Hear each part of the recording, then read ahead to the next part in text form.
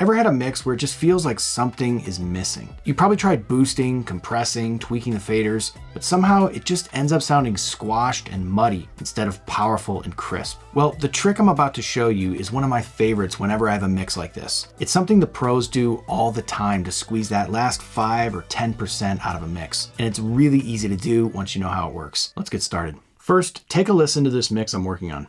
Boy, stay in motion. They be like, hey, Antonio, you slick. Your middle name Lotion. Your middle name Potion. You be so focused. We be rooting for you, dog, so just go forward. Never let a hater quarterback, he won't throw it. And the bad thing is, I be wide open. It sounds great overall. I like all the elements, but it's just missing that last 10% of weight and power. So we're gonna fix that. You can see how I have the session set up. I've got one group of all the Vox here, and then I've got the 2-track beat here, and both of those are going into the Mixbus. And what we're gonna do is strategically clip each of these tracks to give us even more power and juice out of this mix. Now, it might sound strange because typically you think of clipping as a bad thing, right? It causes distortion, and digital distortion generally doesn't sound very good. It sounds clicky and crackly. But that's where a special tool called a clipper comes in, because a good clipper can actually emulate the sound of clipping in a more analog way. So it can sound fat and full instead of crunchy and clicky. Let me show you how I like to do this. I'm gonna load X-Rack Max on all of these tracks, the all Vox group, the 2-track beat, and the stereo out. And this is an individual plugin of X-Rack Pro, but you can see it's just the Maximize module. I'll start with the 2-track beat, and the first thing we need to do is choose which clipper we're gonna use. We have two options, the soft and hard clipper. Both of these are great sounding clippers with very different characters. The soft clipper is a more analog style clipping. It rounds off the transients a little bit more, which makes it sound a little bit crunchier. Hard, on the other hand, is going to be a more punchy style of clipping. It has that hard ceiling, which makes transients sound fatter and fuller without getting as crunchy. And all we're going to do is push into these clippers by bringing up the max slider. Take a listen to what these sound like.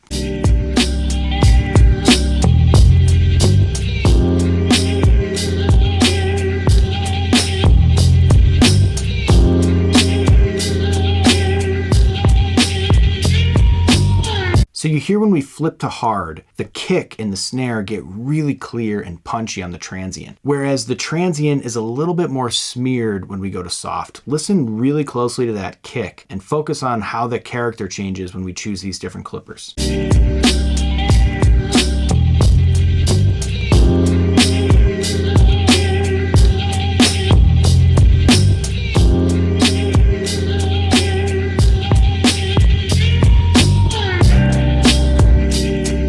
For this particular mix, I really like the sound of the hard clipper because I like how punchy and alive it makes this beat feel. So I'm going to leave it on hard and then just dial in a good amount on this max slider.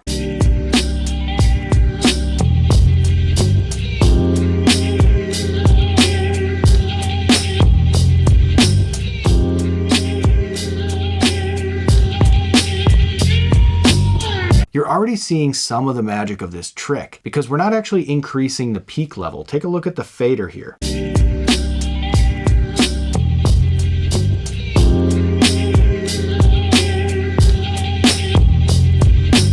The peak level is fixed. It's not actually increasing, but it sounds a little bit louder to us. And that's because we're clipping some of those transients in a more analog way. And that's allowing us to bring everything up a little bit without getting crunchy or distorted. While we're here, one of the things I love about using X-Rack Max is that I can actually do a little multiband dynamics tone shaping here very easily with this slider. And I really like this massive mode, especially on beats like this, where I want a big full low end.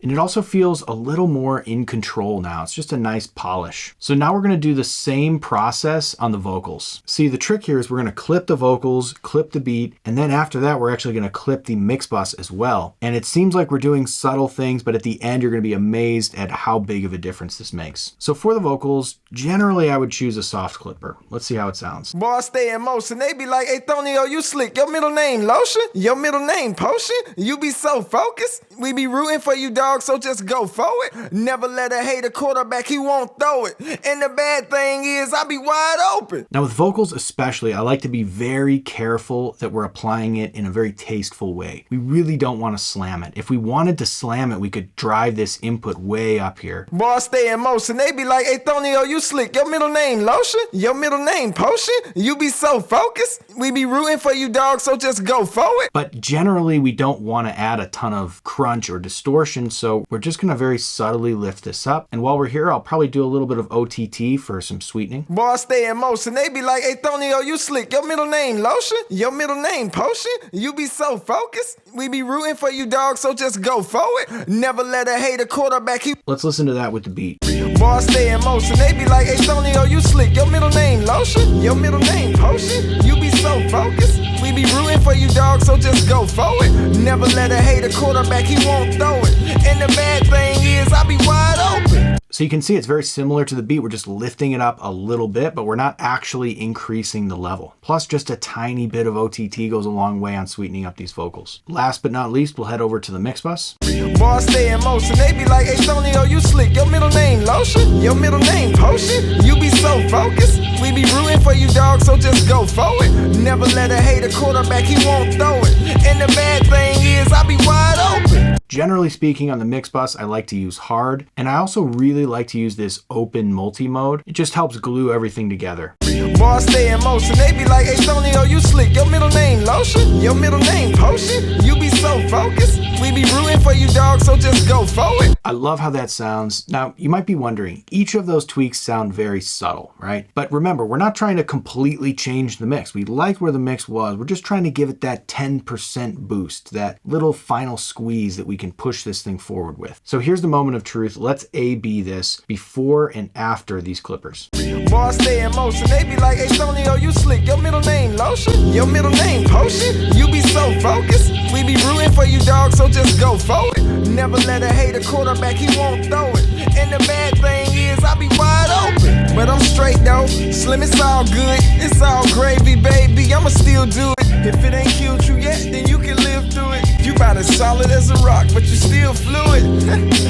And instantly it sounds so much fuller, the transients sound a lot fatter, and it's just incredible how big of a difference it makes when you put it all together. Because each of these tweaks was pretty subtle, but when you put it all together, it does a lot to elevate the mix. So let's recap. You start by creating buses for all the main aspects of your mix. For this track, I had all the vocals, and then I had the 2-track beat. But if I was working with a different track, maybe that had all the stems, like drums, bass, guitars, keys, I might separate those all out and have different stacks for each, but at the same time I might do it like this anyways, where I sum everything into an instrument bus. It just depends on your workflow. You can try it both ways. Then we added X-Rack Max to each of the individual groups as well as the mix bus. You can use any clipper to do this. I like to use X-Rack Max because it has the added benefit of having the multiband dynamic control as well, which comes in really handy when you want a tone shape. And I also just love the sound of these clippers. It gives you a ton of range. Then simply clip each element by pushing up the max slider and choosing your clipper. And that's it. It's super easy to do, and it can really add that nice final polish to a mix. I hope you have something new to try in your next session. If you enjoyed this video, give it a like, subscribe for more tutorials like this, and as always, happy mixing.